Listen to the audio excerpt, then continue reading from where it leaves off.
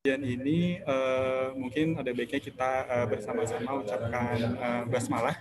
Semoga Semoga Allah melipat gandakan pahala kita di sore hari ini karena kita bersungguh-sungguh untuk menuntut ilmu di sore hari ini. Bismillahirrahmanirrahim. Sebelum kita memulai kajian ini, akan ada pembacaan ayat suci Al-Quran yang akan dibacakan oleh rekan kita, Eko Nurjumantoro, dan Sari Tilawa oleh rekan kita, Laila Zara. Dipersilakan untuk Eko memulai pembacaan Al-Quran. Silakan. Oke. Assalamualaikum warahmatullahi wabarakatuh. Waalaikumsalam warahmatullahi wabarakatuh. A'udzu billahi minasyaitonir rajim. Bismillahirrahmanirrahim. Laisal birra an tuwallu wujuhakum qibalal masyriqi wal maghribi walakinnal birra man amanna billahi wal yaumil akhir wal malaikati wal kitabi wan nabiyyin wa atal mala ala hubbihi zawil kurba wal yatama wal masakina wabnas sabili wasailina wal firriqab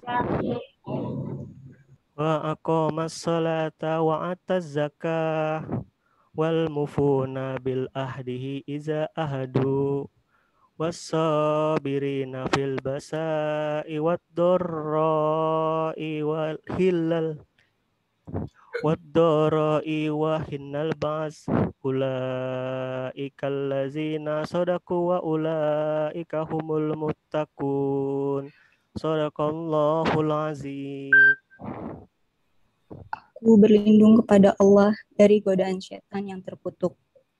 Dengan menyebut nama Allah yang Maha Pengasih lagi Maha Penyayang. Kebajikan itu bukanlah menghadapkan wajahmu ke arah timur dan ke barat, tetapi kebajikan itu ialah kebajikan orang yang beriman kepada Allah, hari akhir, malaikat-malaikat, kitab-kitab, dan nabi-nabi, dan memberikan harta yang dicintainya kepada kerabat, anak yatim, orang-orang miskin, dan orang-orang yang dalam perjalanan atau musafir, peminta-minta, dan untuk memerdekakan hamba sahaya, yang melaksanakan sholat dan menunaikan zakat, orang-orang yang menepati janji apabila berjanji, dan orang yang sabar dalam kemelaratan, penderitaan, dan pada masa peperangan. Mereka itulah orang-orang yang benar, dan mereka itulah orang-orang yang bertakwa. Maha benar Allah, Maha Agung. Wassalamualaikum warahmatullahi wabarakatuh. Alhamdulillah kita telah mendengarkan pembacaan ayat suci Al-Quran. Terima kasih rekan Eko dan Laila. Semoga kita yang mendengarkan juga mendapatkan pahala yang berlipat dari Allah Subhanahu wa Ta'ala. Mungkin Ustadz kita bisa langsung memulai kajian pada hari ini ya Ustadz ya. Ya. Ya, tafadhal maskur Ustadz. Silakan Ustadz. Baik, bismillah.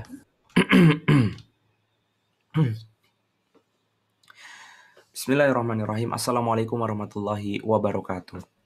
Waalaikumsalam warahmatullahi wabarakatuh. Alhamdulillahi rabbil alamin. Wassalatu wassalamu ala asrafil anbiya'i wal mursalin wa ala alihi wa sahbihi wa man da'a bida'watihi wa iltazama bitariqatihi wa tarasama khutahu jalala kidatan islamiyatan asasan fikrati wa hakama syar'iyatan mikiasan ya'mali wa mastarani hakami. Asyhadu an la ilaha illallah wa asyhadu anna Muhammadan abduhu wa rasuluhu la nabiyya ba'dah. Alhamdulillah, segala puji syukur kehadirat Allah Subhanahu wa taala. Salat dan salam kita curahkan pada junjungan besar kita Nabi Allah Agung Muhammad sallallahu alaihi wasallam, di mana kita berharap semoga syafaat beliau tercurah atas keluarganya, sahabatnya, umatnya, insya Allah termasuk kita hingga akhir zaman nanti. Amin ya rabbal alamin.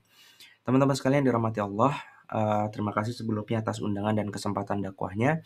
Hari ini kita mau ngobrolin tentang sebuah hal yang menjadi taruhan mati kita ketika kemudian Allah mengatakan wala tamutunna illa wa antum muslimun. Allah berfirman kepada kita di mana ini adalah sesuatu yang harus diwasiatkan oleh khotib Jumat ketika dia berkhutbah. Jadi kita kemudian selalu diingatkan untuk bertakwa. Ittaqullaha haqqa tuqatih. Bertakwalah dengan sebenar-benarnya takwa.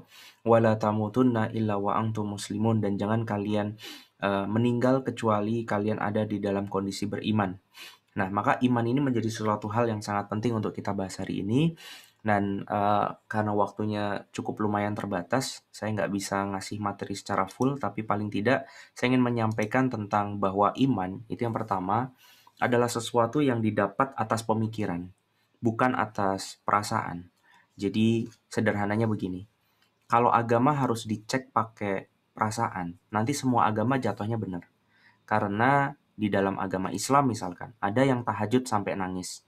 Di dalam agama Islam ada yang ketika umroh menatap Ka'bah pertama kalinya, terus kemudian merasa Allah sedang dekat banget dengan dia. Tapi di agama lain juga terjadi demikian.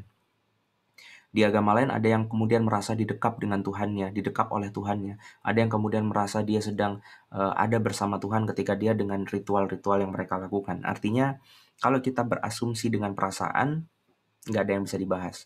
Karena perasaan orang tuh relatif. Kalau ada yang suka duren, ya sudah, mau apa lagi? Yang nggak suka duren nggak bisa protes, yang nggak suka duren juga nggak bisa bilang kalau yang suka duren salah. Nah, ini cerita perasaan. Tapi berbeda dengan rasio atau logika. Ketika kita berpikir, maka kita akan tahu bahwa 2 tambah 2 sama dengan 4. Dimana kalau kita share ini, maka saya yakin teman-teman pasti akan mudah mempercayai saya ketika saya bilang 2 tambah 2 sama dengan 4. Kenapa? Karena terbuktinya bukan dengan perasaan tapi dengan akal. Di sanalah kemudian Allah Subhanahu wa taala berfirman dalam ayatnya, inna fi khalqis samawati wal ard wa ikhtilafil laili wan nahari la ayati liulil albab. Terdapat tanda-tanda kebesaran Allah, baik dari silih berganti malam dan siang, dari kemudian penciptaan langit dan bumi yang luar biasa ini. Terdapat tanda-tanda kebesaran tapi hanya kepada mereka yang mau berpikir. Maka berpikir ini menjadi sebuah tuntunan di dalam Islam untuk beriman. Nah, maka kita coba masuk ke dalam materi. Saya ada materi singkat judulnya Why Should We Believe in Allah? Sebentar. Nah, ini dia. Why should we believe in Allah? Kenapa kita harus yakin kepada Allah? Di mana turunan dari yakin kepada Allah itu akan yakin kepada 5 hal yang lain. Jadi kalau kita kenal di dalam Islam, kita wajib beriman atas yang 6, teman-teman. Kita wajib iman, sama iman itu artinya percaya ya. Percaya 100% kepada adanya Allah sebagai Tuhan. Yang kedua, Rasulullah sebagai utusannya. Ini kebolak-balik nggak apa-apa. Ini bukan urutan yang harus urut. Tapi 6-6-nya ini harus komplit. Iman kepada Allah, percaya bahwa dia mengutus Rasulullah, menurunkan Al-Quran sebagai kitabullah, kemudian malaikat ya sebagai penjaga-penjaga dan melaksanakan tugas-tugas yang Allah berikan. Kemudian ada hari akhirat, setelah meninggal akan muncul kembali kehidupan yang nyata semacam ini, di mana itu dinamakan yaumil akhir, hari akhirat. Yang ke-6 itu terkait takdir, dibahasakan dengan kata qadha dan qadar. Teman-teman pasti hafal karena ini adalah rukun iman kita. Jadi namanya rukun itu artinya syarat sah kita dalam beriman. Nah, ketika kemudian kita mau beriman, syarat sahnya harus 6 ini. Maka seseorang akan bisa dikatakan dia seorang muslim kalau dia yakin atas 6 ini. Apa tadi? Allah, Rasulullah, Kitabullah, Al-Quran, kemudian hari akhirat, kemudian malaikat, qadha qadar. Nah, percaya atas yang 6 ini, maka dia muslim. Wala tamutunna illa wa antum muslimun. Jangan mati kecuali kalian genggam keimanan atas yang 6 ini. Artinya kalau mati dalam kondisi yang lain nggak ada masalah. Misalkan mati nggak ganteng, nggak apa-apa juga. Mati nggak kaya, nggak apa-apa. Mati nggak meninggalkan warisan misalkan. Mati tidak belum beristri cantik, nggak apa-apa. Mati belum punya rumah, nggak apa-apa. Pokoknya semuanya nggak apa-apa, kecuali yang 6 ini harus dijaga, kata Allah.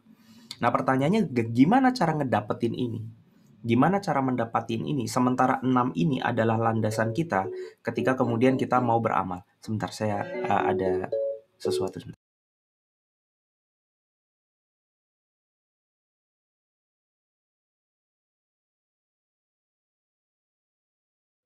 Oke, sorry. Jadi hari ini kita mau ngebahas tentang gimana nih cara dapetinnya. Ya, how to achieve them. 6-6-nya ini bagaimana caranya. Nah, saya ingin menyampaikan bahwa dari 6 keimanan tadi, 3 cara mendapatkannya dengan berpikir. 3 cara mendapatkannya dengan karena kita beriman atas 3 sebelumnya. Saya ulangin ya, dari 6 yang tadi, 3 itu cara dapetinnya dengan berpikir.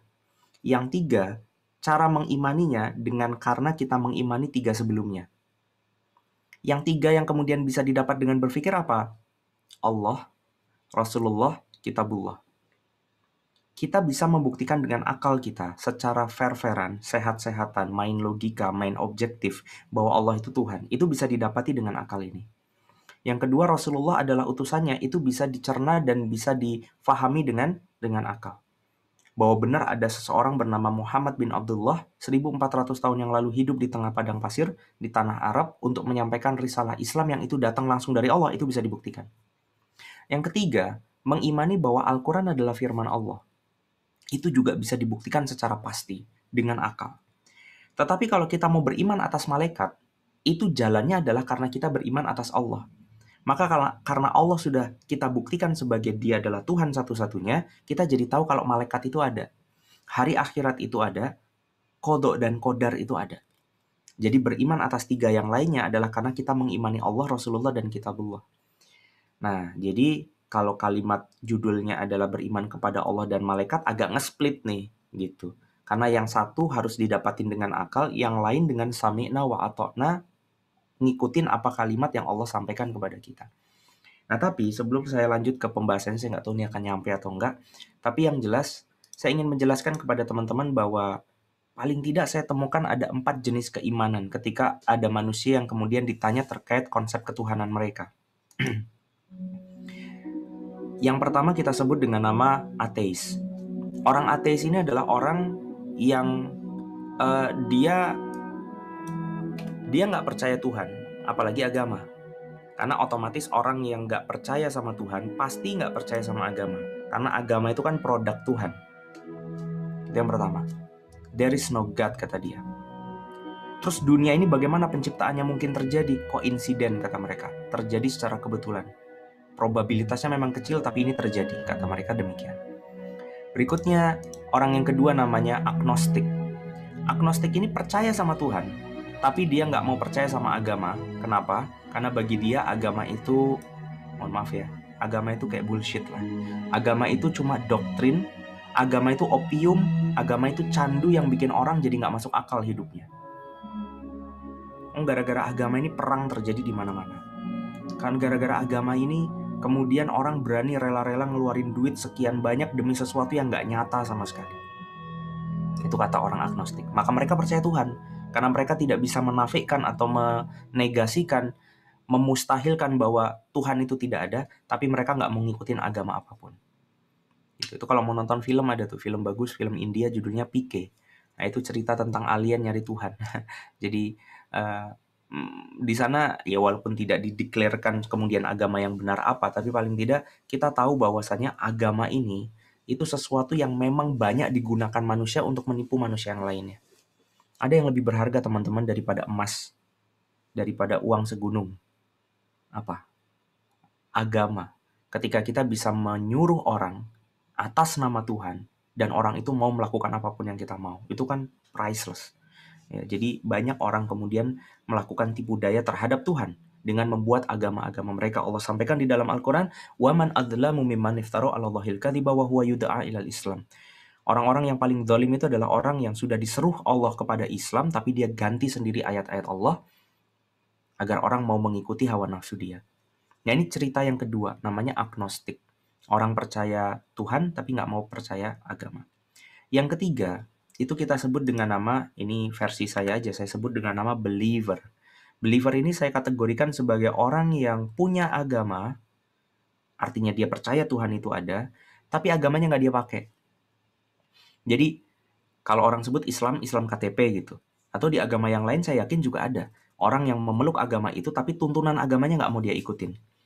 Jadi agama cuma nempel doang buat pantes-pantes. Karena kalau nggak punya agama, nanti keluarga besar ngamuk. Kira-kira begitulah.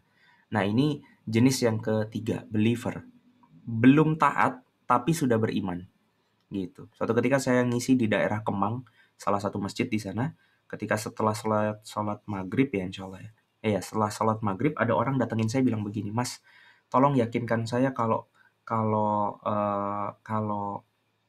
surga neraka itu ada. Loh, gimana tadi kamu sholat? Tadi kamu udah selesai sholat, ngapain kalau nggak yakin surga neraka ada gitu? Iya, tapi saya sholat cuma karena saya nggak mau anak saya nggak sholat gitu. Jadi dia nggak mau keluarga dia ngelihat kalau dia itu sebetulnya ya semi agnostik bahkan. Nah, ini orang kayak gini nih banyak. Orang menyimpan agama itu cuma untuk urusan nanti deh, urusan dunia mah urusan kita sendiri gitu. Kalau istilah bahasa yang lazim itu, jangan bawa-bawa agama dalam urusan ini. Nah, itu istilah lazim orang kategori ini. Dan yang buat saya bingung ya, orang-orang ini sebetulnya nggak fair. Buat saya pribadi gini, misalkan saya beli handphone atau misalkan saya punya bolpen. Saya kalau beli bolpen ya saya pakai bolpennya, itu namanya bener kan. Tapi kalau saya cuma beli tapi saya nggak pakai, ya buat apa? Itu nggak fair. Sama kayak orang punya agama tapi agamanya nggak mau dia pakai. Mubazir gitu. Kalau buat saya pribadi, mendingan nggak usah punya agama daripada capek diatur agama tapi dia sendiri nggak yakin. Tapi orang kayak gini nih banyak sekali. Ya kita sebutnya kategorinya namanya believer. Yang keempat, itu saya sebut dengan nama obedient. Obedient itu orang yang percaya Tuhan, percaya agama, dan dia mau ngejalanin apa yang agama dia bilang. Dan yang keempat, obedient. Berarti dia sudah tidak hanya berlevel beriman, tapi dia naik menjadi bertakwa. Seperti kalimat yang tadi saya sebutkan. Ittaqullah. Maka bertakwalah hahaq tuqatih. Ittaqullah hahaq tuqatih. Bertakwalah dengan ketakwaan yang sebenar-benarnya. Gitu. Jadi takwa itu maknanya adalah menjauhi semua larangan Allah dan menjalankan semua perintahnya. Nah, ini orang soleh lah orang bilang. Di mana orang bilang bahwa antara satu kategori dengan kategori yang lain itu butuh yang namanya leap of faith, kayak loncatan keyakinan. Kayak saya nggak tahu kenapa mas, pokoknya saya pengen pakai jilbab aja. Saya nggak tahu alasannya, itu kayak gitu tuh. Orang di luar itu ngelihat agama itu benda abstrak yang tinggal ditunggu saja kapan hidayahnya nyamber, dia dapat. Enggak. Saya ingin mengatakan leap of faith ini tidak dibenarkan. Karena tadi saya sampaikan sebuah ayat, Allah justru memerintahkan kita untuk berpikir ketika ingin kita mendapatkan hidayah. Jadi ada proses menuju hidayah. Di mana caranya adalah dengan berpikir, dengan menelaah, memahami, dan seterusnya. Allah sampaikan, Inna fi khalqis samawati wal ardi wahtilafil laili wan nahari la ayati li ulil albab. Terdapat tanda-tanda kebesaran Allah kalau orang itu mau berpikir. Siapa mereka? Mereka adalah orang yang alladzina yazkurunallaha qiyaman wa qu'udan wa 'ala junubihim. Orang yang dalam kondisi berdiri, duduk dan berbaringnya dia selalu memikirkan tentang Allah. Sehingga dia berkata bahwa ya Rabbana ma khalaqta hadza batila. Sungguh enggak ada yang sia-sia yang kau ciptakan. Subhanaka faqina adzabannar. Bahkan dia mengimani bahwa ada neraka yang akan menghabisi dia kalau dia tidak bertakwa kepada Allah. Jadi dia berdoa minta dijauhkan dari api neraka. Nah, jadi proses perjalanan iman itu kayak gini. Jadi ada yang namanya ateis, agnostik, believer, obedient. Teman-teman ada di mana? Allahu a'lam bishawab. Hanya Anda yang tahu sendiri kita ada di mana. Dan kita berharap selepas dari Ramadan ini Allah loncatkan kita masuk menjadi pribadi yang masuk dalam kategori keempat ya obedient itu. Kan kalimatnya ya ayyuhalladzina amanu, wahai orang yang beriman, kutiba alaikumusiyam, aku wajibkan atas kalian puasa. Ya, sebagaimana orang-orang terdahulu juga aku wajibkan. La'allakum tattaqun, agar kalian menjadi orang yang bertakwa, agar kalian masuk ke kategori obedient.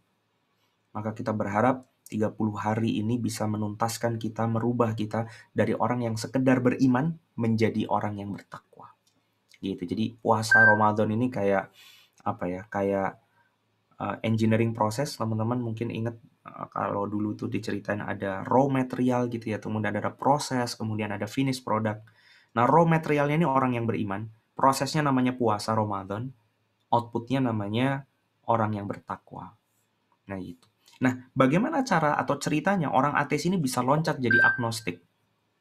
Maka orang ateis akan berubah keyakinan menjadi seorang agnostik kalau dia bisa meyakini dirinya Tuhan itu ada. Dan prosesnya bagaimana, semoga waktunya nyandak untuk sampai ke sana. Tapi yang jelas ini cara orang ateis pindah jadi agnostik. Dia harus meyakini diri dia sendiri bahwa Tuhan itu ada. Terus dari agnostik loncat ke believer, caranya gimana? Untuk bisa sampai ke sana, dia harus bisa menjawab Tuhannya siapa. Gitu. Apakah Allah, Yesus Kristus, Sang Yang Widi, Dewa Tian, Amaterasu Omi Kami, atau apalagi gitu, banyak banget kan. Tuhan di dunia ini kalau mau disebutkan ribuan. Gitu. Bahkan di agama Hindu yang saya tahu itu dia mengenal ada berapa juta dewa. Itu gimana coba ngapalinnya? Tapi ya yang mana yang benar gitu. Ini intinya kan ini bukan untuk mendiskreditkan atau meninggikan satu agama, tetapi ingin mencari tahu yang benar yang mana. Nah, kalau dia bisa dapat itu, bahwa Tuhan itu Allah, la ilaha illallah, maka dia menjadi seorang muslim. Gitu. Nah, dari sinilah cerita bahwa believer akan menjadi obedient kalau dia terus menambah bukti-bukti keimanan dia atas bahwa Allah itu Tuhan, Rasulullah itu utusannya, kitabullah itu adalah firman-Nya, malaikat, hari akhirat, qada-qadar. Gitu konsep teorinya. Terus hari ini mau bahas yang mana? Saya nggak tahu ini nyandak atau enggak, karena saya yakin waktunya ini mepet sekali. 5:30 mungkin kita harus sudah siap-siap nyiapin buka puasa, jadi sekitar 30 menit. Ini ada acara nggak selain saya? Saya takut saya ngambil... Nggak ada Pak Ustadz. Ini saya memang Pak Ustadz aja. Mau ada tanya jawab nggak Pak kira-kira? Iya sih, tapi biasanya sih ada sih. Oke ya. Saya coba kasih waktu 15 menit lagi sehingga kita masih punya 15 menit untuk tanya jawab. Nah, dari 15 menit mohon maaf yang bisa saya... Sebentar. Ini saya dari tadi keganggu karena kamera saya auto white balance-nya jalan. Jadi dari tadi warna saya, muka saya pelangi ya. Ya sudah beres. Ini udah nggak gonta-ganti walaupun warnanya kuning, tapi udah bodo amat deh. Pokoknya kita lanjutin. Yang penting nggak gonta-ganti. Tadi saya ngeliat kok jadi pink, lama-lama jadi hijau, jadi Hulk saya. Oke, kita lanjutin. Hari ini kita mau ngebahas tentang saya nggak tahu kalau bisa ke yang dua, tapi minimal yang pertama. Apakah Tuhan itu ada? Nah, itu yang mau kita bahas. Gimana cara memastikan kalau Tuhan itu ada? Nah, gimana caranya? Mari kita coba perhatikan. Ini sebuah cuplikan materi, judulnya Finding God.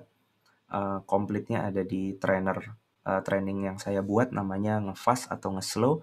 Teman-teman bisa cek di Instagram @ngefast. Kita lanjutin lagi. Benarkah pencipta itu ada? Nah, ini yang mau kita bahas. Kalau ada, siapa dia? Tapi saya nggak yakin ini sampai ke sana, tapi kita coba aja. Terus apa buktinya? Itu nanti bisa. Jadi ini kalau mau dibikin parts, ini jadi 3 parts kajian sebetulnya. Kalau waktunya sesingkat ini. Tapi minimal yang pertama dulu. Gimana sih kita ngeyakinin kalau Tuhan itu ada? Sementara Tuhan itu kan abstrak. Bukan abstrak sih. Lebih tepatnya ghaib. Sesuatu yang tidak bisa terindra itu namanya ghaib. Jadi nggak bisa dilihat, nggak bisa didengar, nggak bisa dipegang. Gitu. Itu namanya ghaib. Nah, bagaimana memastikan Tuhan kalau dia itu ghaib, tidak bisa terindra? Wong saya taunya kalau saya pakai baju karena saya bisa pegang baju, saya bisa lihat warnanya hijau, maka saya bisa memastikan baju ini ada. Tapi Tuhan nggak kayak gini. Gimana caranya? Gimana konsepnya? Nah, mari kita coba telaah bareng-bareng konsep dari orang yang tidak yang mengatakan bahwa Tuhan itu tidak ada. Ini teorinya orang ateis. Dia mengawali ceritanya dari kisah Big Bang. Terjadinya ledakan yang sangat besar yang menjadikan alam semesta ini ada. Ini terjadi kira-kira berapa tuh? 10 miliar tahun yang lalu. Dan proses ini sangat luar biasa dahsyat. Di sana lahir kemudian galaksi-galaksi. Jadi Big Bang itu setitik yang meledak menjadi alam semesta. Yang bermedan magnet besar, dia menarik yang bermedan magnet lebih kecil. Nah, kekeosan ini kemudian sampai kepada titik keseimbangan. Ya, kalau di fisika namanya titik equilibrium. Di mana akhirnya dunia ini bisa stabil. Alam semesta yang tadinya chaos jadi stabil. Ketika itu diceritakan bahwa muncul 2 buah planet yang bertabrakan. Satu namanya planet Theia, kemudian yang satu yang kita sekarang sebut dengan bumi. Nabrak nih 2, jeder. Kok buminya hitam? Iya, dulu kayak gitu. Dulu bumi itu tertutup dengan lava yang sangat panas. Nabrak nih mereka 2. Habis itu planet yang lebih kecil itu pecah menjadi ukuran planet yang lebih kecil lagi. Ini ngomong-ngomong suara saya jelas kan ya? Bisa bantu saya jawab di kolom chat? Jelas sih? Oke. Saya bisa komunikasi sama teman-teman ya lewat chat ya, sementara belum dibuka untuk tanya jawab. Siap. Bagaimana kondisi bumi pada saat itu? Tadi yang tabrakan jadi bulan ceritanya. Nah, kondisi bumi pada saat itu sangat tidak stabil. Permukaannya saja masih lava yang sangat panas. Tapi tadi, menurut ilmu termodinamika, sesuatu yang panas ini akan sampai kepada titik equilibrium, akhirnya jadi adem. Nah, gara-gara dingin, retak tuh bumi. Kita mengenal dengan istilah continental drift. Jadi dulu, bumi ini cuma satu benua, teman-teman. Kemudian karena permukaannya mendingin, pecah, retak, geser. Namanya continental drift. itu kemudian retak jadi 5 benua yang kita kenal sekarang. Bahkan Amerika yang tadinya nempel Afrika itu muter ke belakang bumi. Australia itu tadinya nempel di Afrika, makanya Australia itu walaupun ada di timur Indonesia tapi dia punya padang pasir karena dia tuh nempel sama Afrika sebetulnya tadi. Itu retak continental drift. Nah tiba-tiba singkat cerita muncul DNA yang bergabung menjadi makhluk hidup bersel satu. Kita mengenal dalam ilmu biologi dengan nama apa? Amuba. Amuba tiba-tiba muncul. Gimana kisah detailnya Allahualam bishawab, pokoknya just believe it. Pokoknya tiba-tiba muncul amuba. Dia kemudian bergabung satu dengan yang lainnya membuat mikroorganisme yang lebih kompleks. Ya. Dan ini berlaku untuk hewan maupun tanaman. Gitu. Jadi ini kayak mbah buyutnya toge lah kira-kira ya. Nah, kalau ini mbah buyutnya ikan zaman dulu gitu. Jadi makhluk pertama itu di air, ikan. Nah, si ikan ini kemudian memanjang, dia punya badan gitu kan ya. Akhirnya yang tadi nggak ada tangan jadi punya tangan, yang nggak ada gigi jadi punya gigi, yang bahkan bernafas dengan insang akhirnya bisa muncul paru-paru gitu ya. Dia berevolusi selama ribuan bahkan jutaan tahun, dia terus berevolusi sampai makhluk yang tadinya harusnya berenang di dasar laut ini kemudian mulai bisa menelan habitat yang baru dia di atas permukaan. Naik deh dia jadi makhluk darat pertama, kayak buaya kan. Itulah kenapa disebut buaya darat. Enggak, itu kan saya tambah-tambahin aja kali. Pokoknya intinya jadi makhluk hidup pertama. Dan itu buaya nggak kecil teman-teman. Kalau teman-teman nganggap itu buaya segede buaya yang kita tonton di Ragunan, salah. Itu buayanya gedenya serumah. Karena dari buaya itulah nanti berevolusi muncul dinosaur. Gitu, muncul kemudian dinosaurus yang ada di tebing yang kalau dia nggak loncat dia nggak bisa makan, pas dia loncat muncul kemudian sayap. Jadi apa tuh pterodactyl atau apa tuh namanya yang dinosaurus terbang. Dari sana muncul unggas-unggasan, kemudian pokoknya luar biasa lah. Kita kenal ini semua diceritakan dalam sebuah kitabnya mereka namanya The Origin of Species gitu, dikarang sama Charles Darwin. Jadi kita berasal dari primata gitu ya. Kita dari kera yang akhirnya bisa berjalan tegak jadi Pithecanthropus, kemudian jadi Homo sapiens, kemudian Homo sapiens sapiensis, itu otaknya membesar. Kalau di Jawa namanya Meganthropus paleojavanicus. Singkat cerita mereka bermigrasi awalnya dari Afrika Selatan, kemudian Neanderthal itu kalau pokoknya ceritanya begitu-begitu dah. Dia migrasi ke utara gitu. Akhirnya berevolusi jadi Homo sapiensis. Nggak bercanda juga. Ini Homo kita jadi manusia. Jadi manusia itu berasal dari mana? Dari kera. Ada Tuhan nggak dari cerita tadi? Nggak ada. Pokoknya semua terjadi koinsiden. Di sini juga ada cerita tentang bahwa diawali dari Big Bang tadi, kemudian muncul era dinosaur tadi, kemudian muncul mamalia purba. Mamalia purba itu jadi ceritanya gini, dinosaurus itu ketabrak meteor. Saat bumi ini ketutup asap, bengek semua. Katanya meteornya jatuhnya di Meksiko. Kemudian seluruh dinosaurus ini mati, makan jasad renik. Kemudian dari sana dia berevolusi menjadi makhluk yang sistem stratanya lebih tinggi, walaupun bentuknya lebih kecil. Namanya mamalia purba. Dari sana kita kenal film Ice Age itu. Ada mamut, ada sabertooth, macam-macam itu. Kemudian ada era mamalia modern, kemudian muncul manusia. Tapi dari sini para ilmuwan kemudian menemukan satu hal yang janggal. Bagaimana bisa seluruh dinosaur itu punah?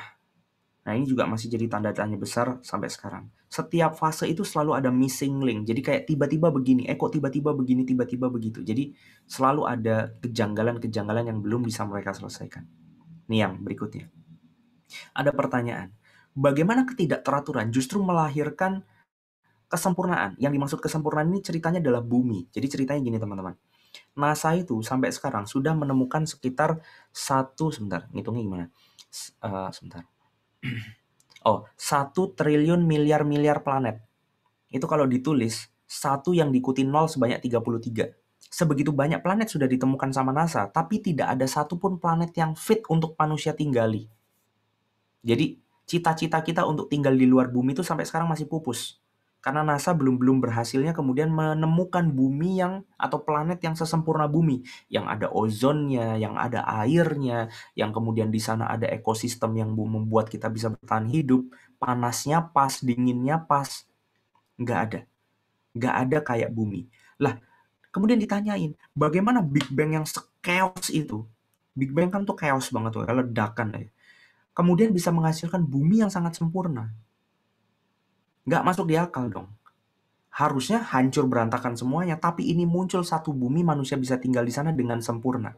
Maka dihitung sama seorang peneliti, nanti bisa dicek nih saya kolom di chat ya, biar teman-teman bisa cross check. Namanya Roger Penrose.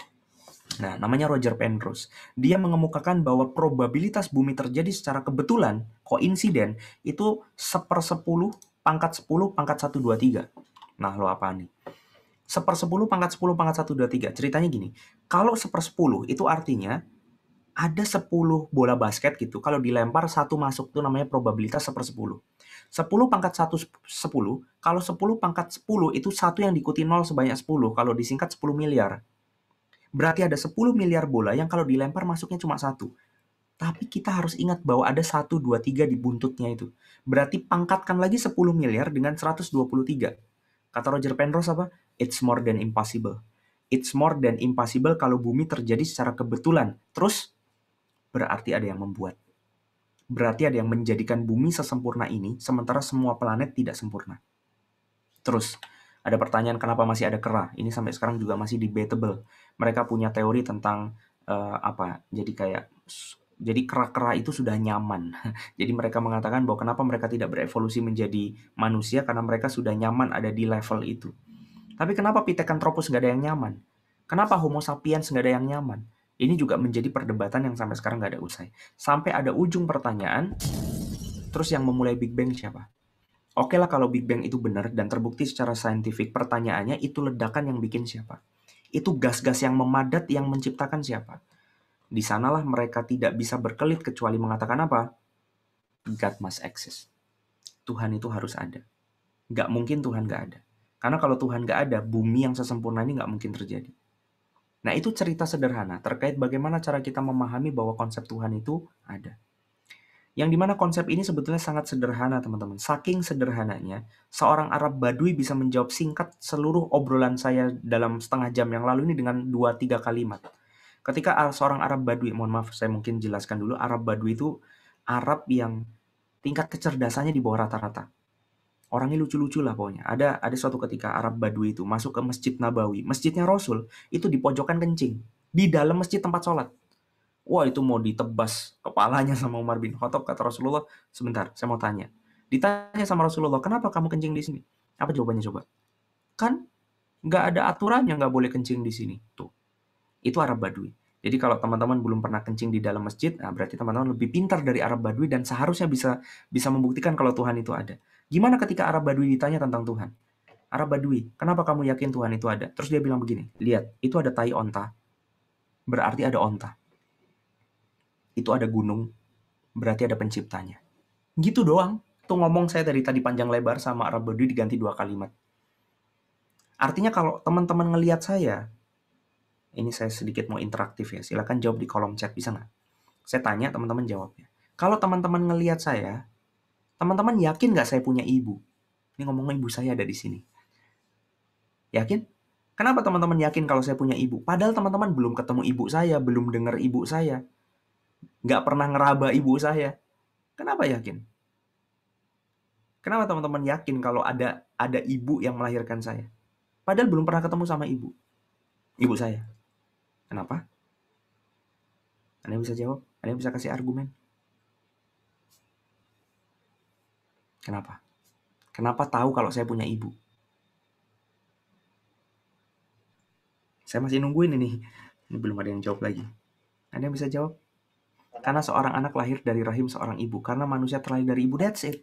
Berarti kalau saya punya ibu, saya punya nenek nggak? Punya dong.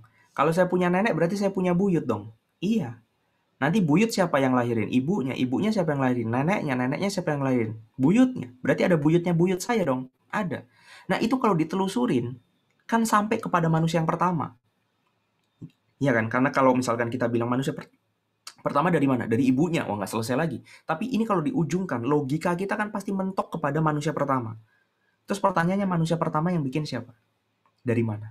Kalau dijawab ibunya nggak selesai nih. Apakah dia menciptakan dirinya sendiri? Apakah dia muncul dari tanah? Apakah dia dilahirkan selain daripada manusia? Kita nggak pernah lihat yang kayak gitu. Artinya manusia pertama pasti ada yang menciptakan. Yang menciptakan berbeda dengan dia, di mana dia adalah yang membuat semuanya ini ada. Gitu sebetulnya, sederhana. Wow, apakah materi kayak gini bisa diceritakan ke orang lain? Bisa, tapi kan nggak semua orang pinter, Mas. Nggak usah yang ribet-ribet kayak yang barusan saya ceritain. Teman-teman bisa ceritain hal-hal sederhana kok sebetulnya. Karena Allah sendiri yang berkata bahwa aku akan menunjukkan kebesaranku di seluruh penjuru kalian hidup. Kalian mau ngeliat apa aja itu ada aku. Bahkan ustadz saya itu pindah dari, dia dulu ateis. Dia Nasrani, pindah ateis. Nah, dia dari ateis pindah agnostik, itu gara-gara ngelihat sperma. Gara-gara mempelajari sperma, bukan ngelihat. Mempelajari sperma. Jadi kalau teman-teman belajar tentang sperma, ini terakhir cerita saya sebelum tanya jawab. Teman-teman kalau ngelihat sperma, tahu sperma kan? Sperma ini punya keajaiban yang menunjukkan pencipta itu ada. Wah, gimana coba ceritanya? Jadi ceritanya begini. Ustadz saya kan senang sama biologi. Dia belajar. Oh, sperma dibuatnya di testis kan, di punyanya cowok lah pokoknya. Oke, tujuan hidup sperma apa coba? Apa yang akan menjadikan kita paham kalau sperma itu bermanfaat? Itu cuma satu. Kalau sperma masuk ke tuba falopi, ini saya pakai bahasa biologi aja ya. Nah, tapi saya nggak berani ngomong pintunya, tapi masuk ke dalam tuh namanya tuba falopi kan. Nah, tuba falopi itu adalah tempat satu-satunya menuju tujuan hidupnya sperma, yaitu nyari apa? Nyari ovum. Kan ada ovarium. Di sana ada ovum. Nah, yang keren adalah ketika dibahas bahwa tuba falopi itu adalah tempat paling kejamnya wanita dalam tubuh dia. Jadi tuba falopi itu udah kayak apa ya? Kayak jalur imigrasi di area perang lah. Semuanya isinya tentara yang lewat ditembakin. Itu tuba falopinya perempuan tuh kayak gitu. Jalur rahimnya perempuan itu asamnya minta ampun. Di mana bakteri virus kalau ada di situ kelar hidup dia. Itu asamnya nggak karuan. Oke, nah yang lucu menarik adalah ketika ustadz saya bertanya, kok bisa sperma yang dibikin di laki-laki masuk ke tempatnya perempuan nggak mati? Jawabannya apa? Kalau kita bedah nih, sperma itu kan bentuknya kayak kecebong ya. Dia punya helm, terus punya buntut. Ternyata di helmnya si sperma itu dia menyimpan anti asam. Jadi helmnya itu memang sudah fit untuk menembus asamnya rahim. Untuk mencari ovarium. Tapi kan ustadz saya mikir, how come? Kok bisa ini sperma pakai helm yang benar? Sementara dia belum pernah masuk ke tuba falopi, dibikinnya kan di tempat laki-laki. Iya dong. Apakah sperma pernah tahu kondisi tuba falopi sebelum dia ke sana? Kan gak ada tuh sperma ke sana, ngecek terus balik lagi. Ada gitu sperma keluar sekian miliar gitu atau sekian puluh juta gitu. Masuk ke tuba falopi, batalion pertama mati, batalion kedua mati gitu. Tentara pasukan ketiga mati, abis itu pasukan keempat bilang stop. Ini kalau kita maju kita mati juga ini. Ini pembunuhan terbesar sepanjang masa ini. Kemudian komandannya bilang begini, pasukan ambil sampelnya. Kemudian kita teliti di markas, gitu kan ya. Kita buat anti asam. Sehingga nanti kalau sampai kita di sini, kita bisa nembus ini semua. Apakah pernah terjadi seperti itu? Ini ekspedisi pertama kok. Ekspedisi pertama kok barang bawaannya sudah benar. Maka kan harusnya kan kalau logika manusia kan begitu. Kita belum pernah ke kutub utara. Orang pertama yang ke kutub utara pasti zong sih. Pasti tiba-tiba, waduh beruang ternyata. Waduh ternyata dinginnya nggak karuan. Nanti ekspedisi kedua baru diberesin kan. Oke, karena ada beruang kita harus siap-siap dengan ini. Oke, karena dingin sekali kita harus pakai baju kayak gini. Kan gitu logikanya. Apa pernah sperma itu balik ke markas? Kan nggak pernah. Ini guyon ya. Nah, sperma yang depan bilang, ayo, sudah diambil sampelnya, kita balik ke markas. Pasukannya bilang, nggak bisa komandan. Kenapa? Kapal induknya sudah pergi. Itu bercandaan anak-anak. Kita lanjutin lagi aja. Nah, itu logika yang akhirnya membuat ustadz saya berpikir, nggak mungkin Tuhan nggak ada.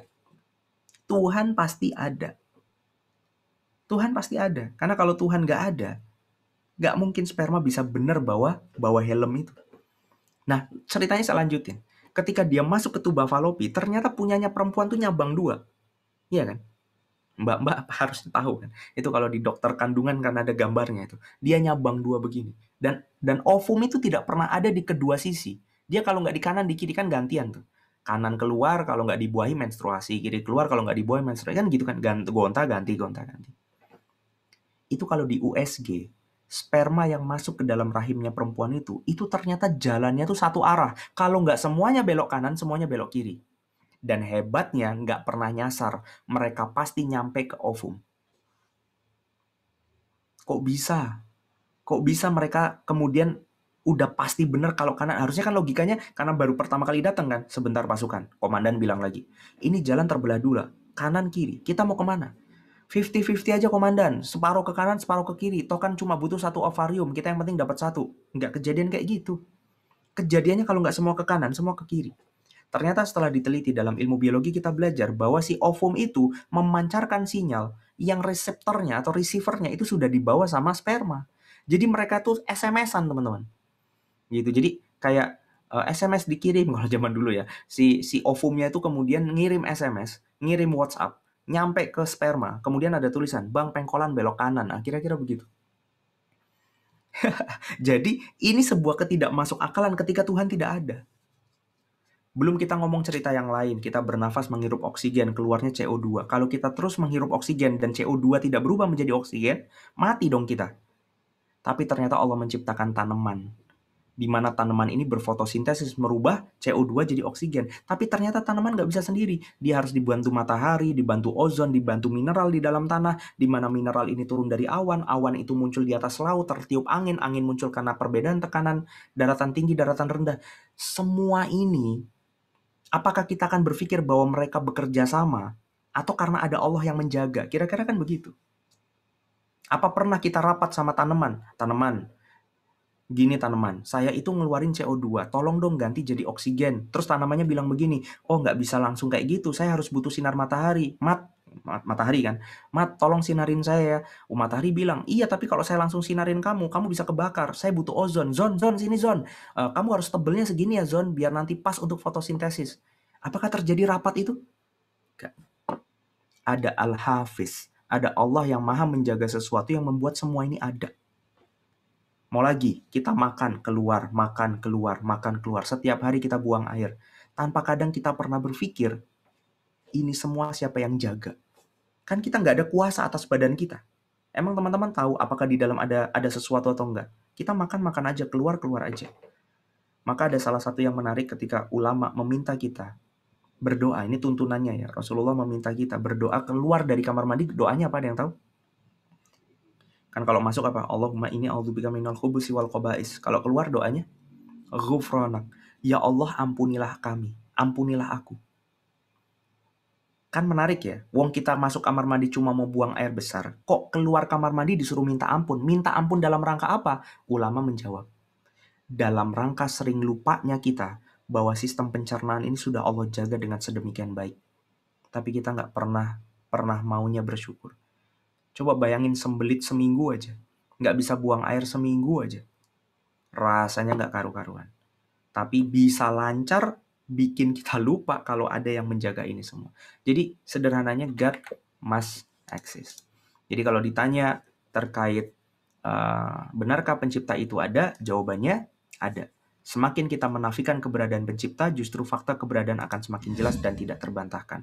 Maka penutupnya saya ingin menyampaikan Allah Subhanahu wa taala berfirman bahwa Allah akan memperlihatkan kepada kita semua tanda-tanda kekuasaannya di segala wilayah bumi dan bahkan pada diri kita sendiri sehingga jelas bagi kita bahwa Al-Qur'an itu adalah benar. Barakallahu li wa lakum fil Qur'anil Karim. Wa nafa'ani wa iyyakum bima fihi minal ayati wa dzikril hakim. Aqulu qouli hadza wastaghfiru innahu huwal ghafurur rahim. Itu yang bisa saya sampaikan. Assalamualaikum warahmatullahi wabarakatuh. Waalaikumsalam warahmatullahi wabarakatuh. Ya, alhamdulillah, jazakallahu khair Ustaz atas penyampaian materinya di sore hari ini. Mudah-mudahan dengan bertambahnya pengetahuan kita terkait dengan konsep keimanan kita terhadap Allah Subhanahu wa taala, ini bisa meningkatkan juga iman dan takwa kita kepada Allah Subhanahu wa taala. Mungkin kita masih ada waktu sekitar 7 menit ya teman-teman. Kalau ada yang mau ditanyakan mungkin boleh langsung disampaikan ke Ustadz ya. Silakan teman-teman yang mau bertanya. Ya, silakan kalau ada yang mau bertanya. Tafadhal. Tafadhalu.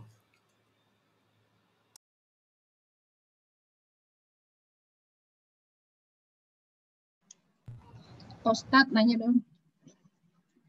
Iya, silakan Ibu. Saya Bu Vivi. Tadi kan katanya untuk sampai ke tingkat obedient itu kan kita ada proses pemahaman gitu ya kan.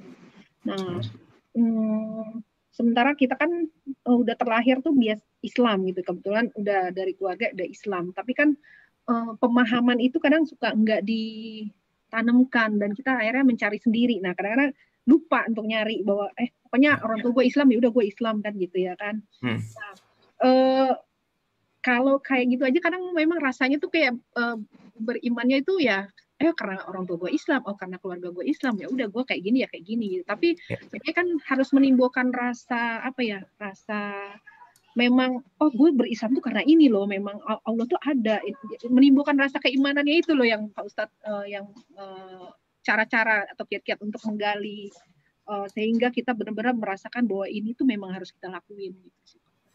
Oke, Masya Allah. Iya, jadi saya ingin menyampaikan bahwa memang sebagian besar termasuk juga saya kalau saya ingat-ingat ya, saya itu Islam ya karena ibu bapak saya Islam. Saya tanya sama ustadz saya kan, kira-kira masalah nggak kalau saya Islam gara-gara ibu bapak saya Islam? Ya jawabannya nggak masalah, tapi ada kurangnya. Kurangnya di mana? Nih kurang yang pertama. Kurang yang pertama, gimana cara kamu jelasin ke orang lain kalau Islam itu benar, sementara kamu sendiri nggak tahu kenapa Islam itu benar? Karena kamu beruntung benar gitu kan ya. Jadi kalau ternyata Islam benar, akankah kamu membawa keberuntungan semacam itu ke hadapan Allah besok? Wah itu pertanyaan kayak digaplok gajah sih waktu saya dengerin itu, saya ngerasa ya Allah, iya juga. Ya berarti kalau saya kemarin lahirnya non-muslim, ya saya akan tetap non-muslim tanpa pernah ketemu Islam juga dong. Karena saya nggak mau cari tahu gitu. Nah dari sana kemudian saya bertanya lagi, ruginya yang kedua apa Ustaz? Ruginya yang kedua adalah bagaimana kamu mau melaksanakan semua perintah Allah kalau landasan berimannya saja kamu nggak punya.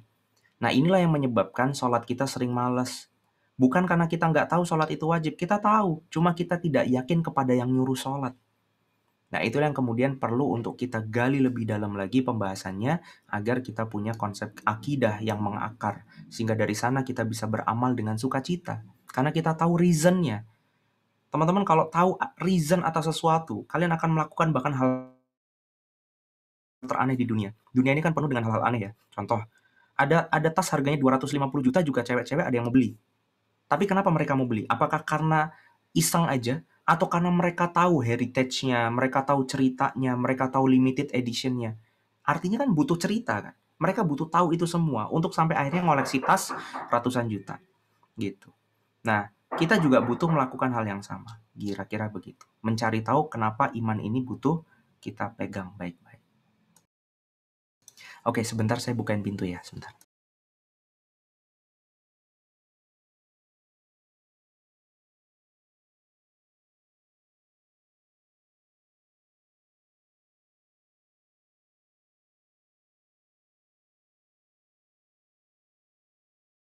Oke, kira-kira begitu.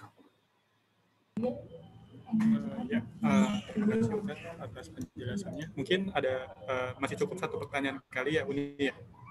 Silakan kalau ada lagi boleh. Pertanyaan lagi sebelum kita akhiri kajian sore hari ini. Rizka mana Rizka?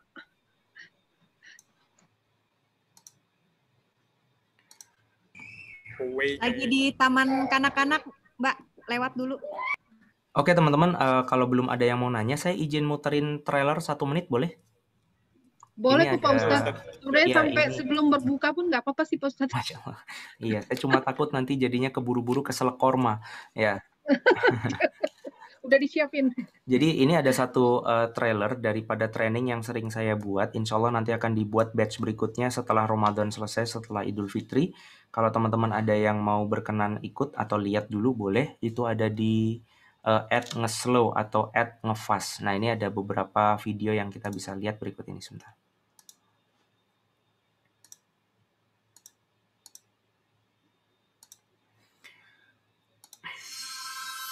Kecurigaan orang adalah kenapa harus berbahasa Arab kan gitu. Apalagi kalau ada orang yang nggak suka sama Arab gitu. Kemudian dia berpikir tentang teori konspirasi. Jangan-jangan ini cuma untuk mengeruk uang-uang orang Islam di seluruh dunia agar berkiblat ke Arab, umroh, haji ke Arab. Dapat duit banyak mereka. Menang banyak mereka. Nggak perlu jualan minyak sebetulnya. Ada yang bisa jawab?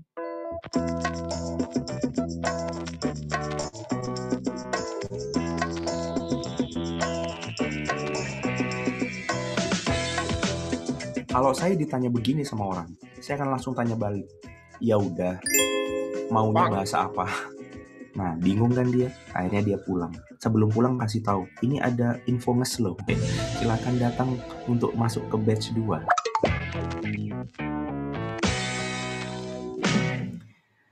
Ya, jadi itu tadi informasinya. Kalau teman-teman tertarik bisa ikut waiting list dulu sampai nanti ada pengumuman untuk pembukaan kelas berikutnya di ngeva.st underscore, itu bukan underscore, garis miring ngeslow. Nah, itu yang bisa saya sampaikan. Ada yang mau ditanyain? Silakan terakhir. Dari teman-teman, ada yang mau ditanyakan kembali sebelum kita tutup?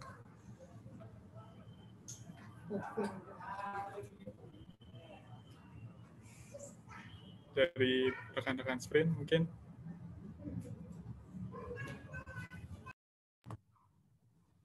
Atau kalau misalkan sudah tidak ada lagi yang ditanyakan, mungkin kita bisa tutup ya, Uni ya. Berdoa. Ustadz, mohon kesediaannya Ustadz untuk memimpin doa untuk mengakhiri kajian kita di sore hari ini, Ustadz. Tafadhol, Ustadz. Baik, kita awali dengan beristighfar 3 kali. Astaghfirullahaladzim, astaghfirullahaladzim, astaghfirullahaladzim, alladzi la ilaha illa huwal hayyul qayyum wa atubu ilaih. Allahumma shalli wa sallim wa barik ala sayyidina Muhammad wa ala alihi. Alhamdulillahirabbil alamin, hamdan syakirin, hamdan na'imin, hamdan yuafi ni'amahu wa yukafi'u mazidah. Ya Rabbana lakal hamd kama yanbaghi li jalali wajhika wa 'azimi sultanik. Ya Rabbana arinal haqqa haqqa warzuqna ittiba'ahu wa arinal batila batila warzuqna ijtinabah. Ya Rabbana zalamna anfusana wa illam taghfir lana tarhamna lanakunanna minal khasirin. Rabbana la tu'akhidhna in nasina aw akhtana. Rabbana wa la tahmil alaina isran kama hamaltahu 'alal ladzina min qablina. Rabbana wa la tuhammilna ma la taqata lana bih. Wa'fu 'anna waghfir lana warhamna anta maulana fansurna 'alal qaumil kafirin. Ya Rabbana atina fid dunya hasanah wa fil akhirati hasanah wa qina adzabannar wa adkhilnal jannata ma'al abrar ya aziz ya ghafar ya rabbal alamin. Subhanaka rabbika rabbil izzati amma yasifun wa salamun alal mursalin walhamdulillahi rabbil alamin. Alhamdulillah. Alhamdulillah, terima kasih Pak Ustadz Wimar atas waktunya sore hari ini dan rekan-rekan semua. Mungkin sebelum kita tutup majelis kita di sore hari ini, kita bacakan doa penutup majelis bersama-sama. Mungkin Subhanallahumma wa bihamdika asyhadu an la ilaha illa anta astaghfiruka wa atubu ilaik. Ya, terima kasih Pak Ustadz dan rekan-rekan semua. Sampai jumpa kembali di kajian minggu selanjutnya. Assalamualaikum warahmatullahi wabarakatuh. Waalaikumsalam warahmatullahi wabarakatuh. Waalaikumsalam warahmatullahi wabarakatuh. Thank you, Chan. Sama-sama, Uni. Assalamualaikum, Uni. Waalaikumsalam warahmatullahi wabarakatuh. Maulana, jangan lupa minggu depan. Iya, Uni. Ya jago, Uni. Udah MC kondang. Masya Allah. MC kondangan. Kondangan. Oke, siap. Selamat berbuka puasa semuanya. Terima kasih. Assalamualaikum. Waalaikumsalam warahmatullahi wabarakatuh. Terima kasih, Uni. Sama-sama, Gabriel. Ega minggu ketiga ya, Ega timnya. Terima kasih, Uni. Assalamualaikum. Waduh. Insya Allah, Uni. Iya. Oke, thank you semuanya. Assalamualaikum. Waalaikumsalam.